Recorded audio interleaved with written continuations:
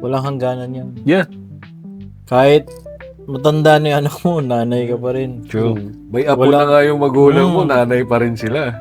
Walang ano yan. Oo. Yung, Apo kumbaga, mo, nanay expiration na na hanggang 50 ka lang. Hanggang Oo. pag 50 na yung anak mo, hindi ka na nanay. Hindi, nanay ka pa rin. Nanay ka pa din. The Backyard Truth. The Backyard Truth. The Backyard Truth. The Backyard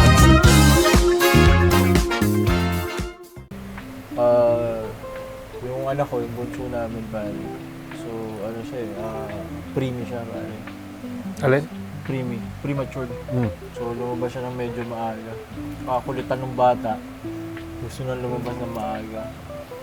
Ang nangyari niyan pare, yung wala ako dito sa Pilipinas. Yung wife ko, nasa bakasyon sila kasama yung family niya. Which is naswerte na lang talaga kasama yung pamilya niya.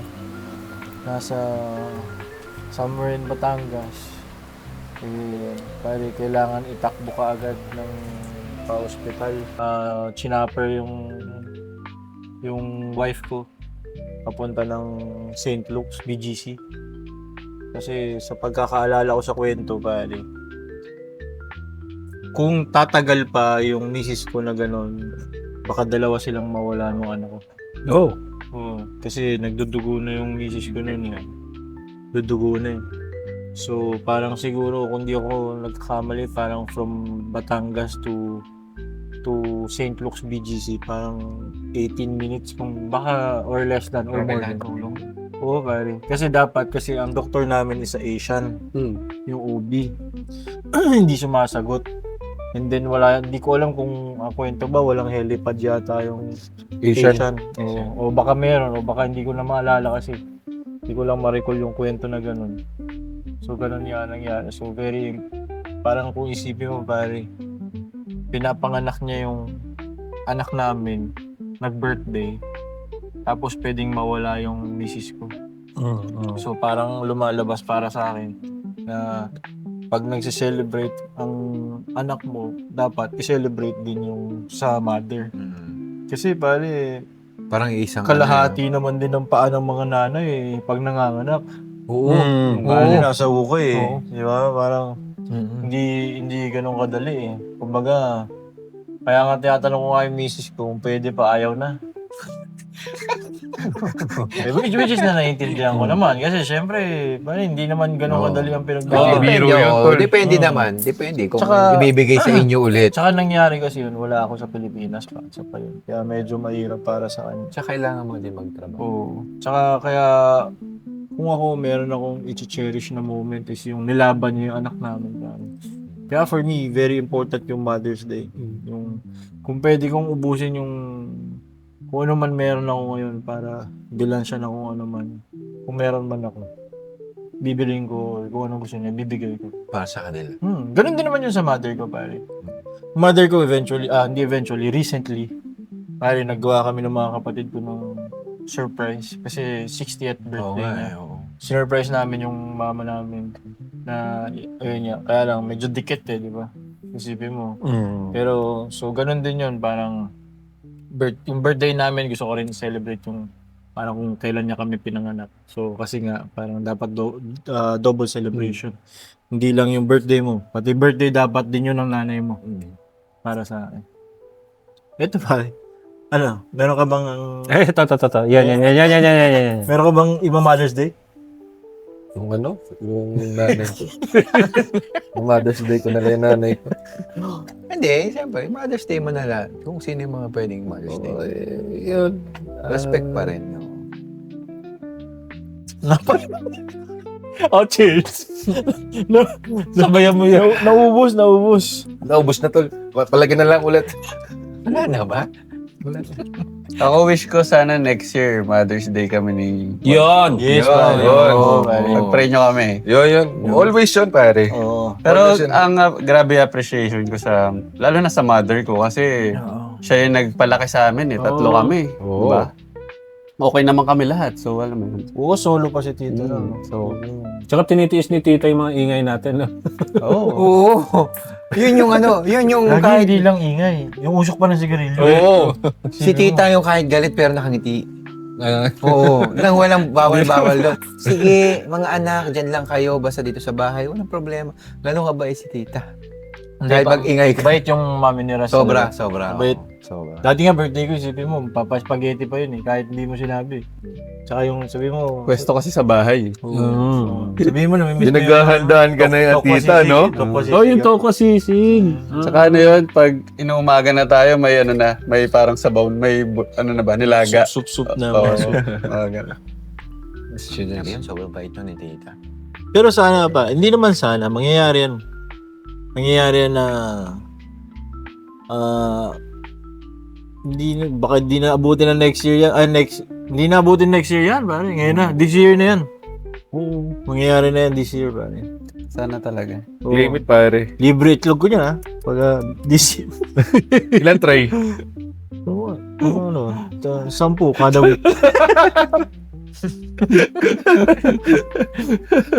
Lapit na yan. Mm. Huwag lang magmadali pero bibigay yan. Kami pag Mother's Day, I think we enjoyed yung pinaka-simplest way. Kasi nandun na kami, kasi tagal na rin namin ni Mrs. Although hindi pa kami talaga yung officially married, parang yun na rin kami. Beremo since 20 years old. Ako. Yun na lang kulang sa inyo, no? Oo, yun na lang talaga. But Silver na lang. kung Silver sa'yo, yan rating. yung iniling mo sa amin naman, parang makatsyempa kami na makapunta naman kami sa kanya. Kasi pag, ang laki kasi ng transformation niya from who she was nung bata kami, kung ano yung transition niya to now, parang complete Oo, no? 180 talaga. Oo, kasi, pinakitaan siya ng tadhana na, this is, Ano yung ito yung mangyayari. buhay? O ano yung buhay. O kaya Ano mo yung bang gawin realidad? to? O ito ang sitwasyon nyo ngayon. Ikaw ang mother. O anong gagawin mo? Marami akong nakita sa kanya na first time na ginawa niya na never siya naging comfortable. Kasi yung buhay niya bago ako, hindi ganun eh. Kumbaga meron silang 6 na katulong, meron silang mga driver, meron silang ganito. Grabe dati, no? Oo, na ito, parang, ewan ko kung tama ba yung term ko na sinampal ng realidad na Oo, silang pala ito ang realidad. buhay sa isang banda. And then, paano mo atakihin to? So, nakikita ko talaga yung, yung effort niya to be a mother. Kasi, masasabi ko nga parang siguro, hindi na ito ipapangarap naging mother, magkaroon siya ng pamilya or what. Parang set for life na siya before. So the fact na tinanggap niya na magkaroon ng pamilya, bumuo ng pamilya, to accept the motherhood, to do motherly things, yun yung totoong yun buhay. na-appreciate ko. And I think that's why talagang dapat lang talaga na hindi lang everyday, pero yung isang araw na yun na Mother's Day na celebrate talaga. Pero we do it in a parang mas gusto namin yung simple eh. Yung parang yung the littlest things lang na pero nandun yung thought.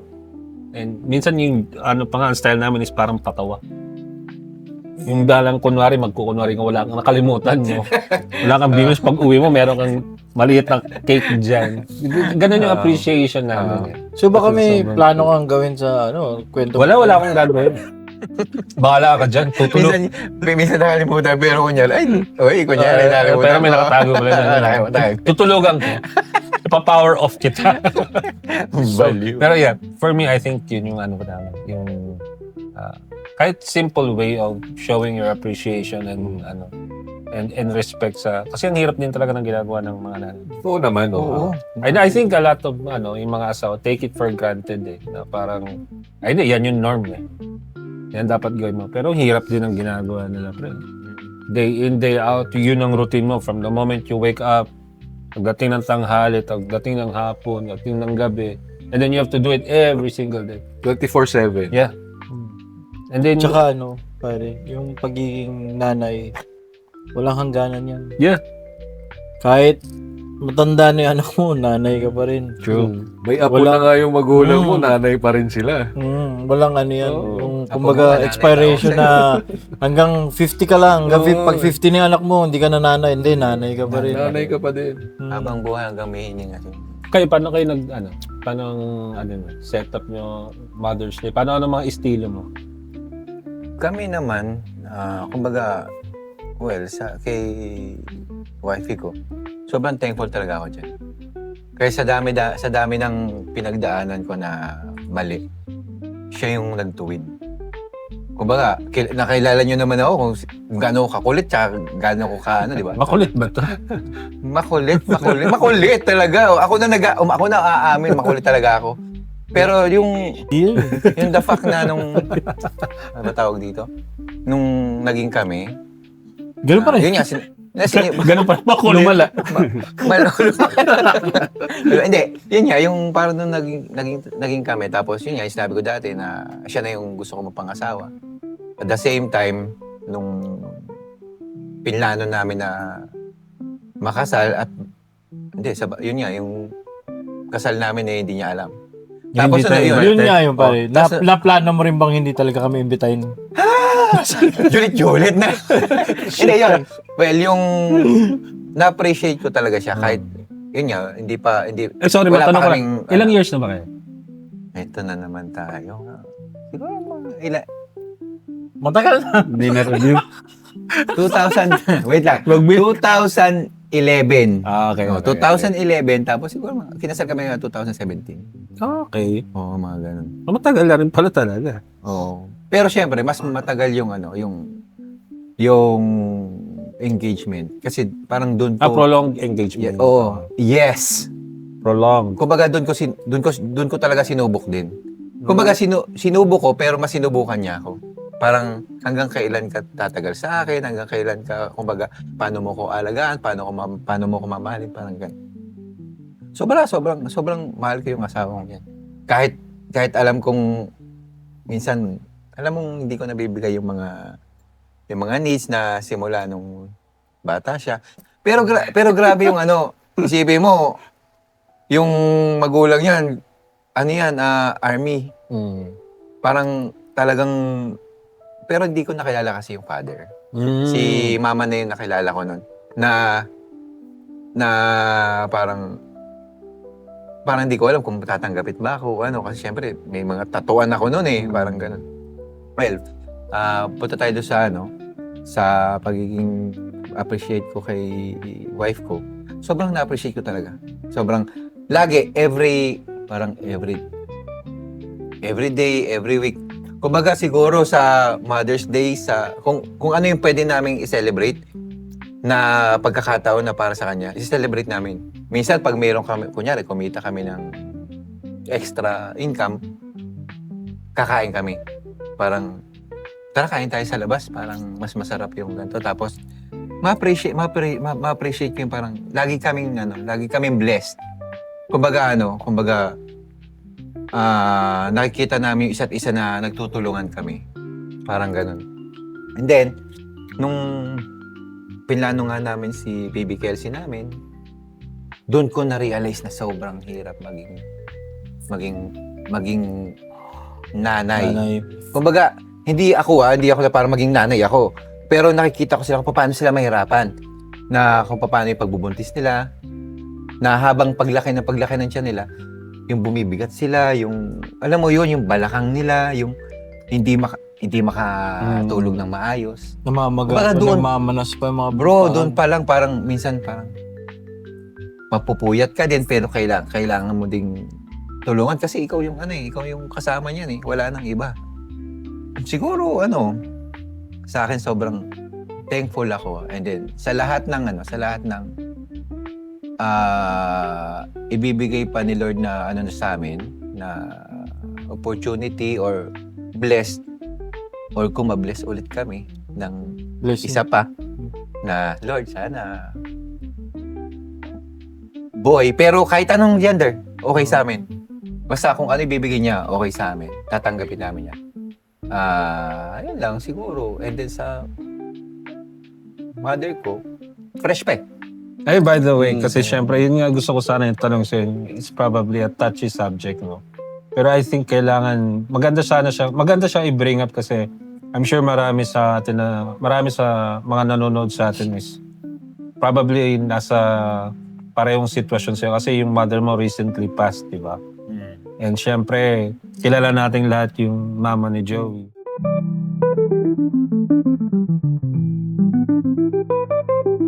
Good conversations, better with Senor Pedro. The Backyard Truths. The Backyard Truths. The Backyard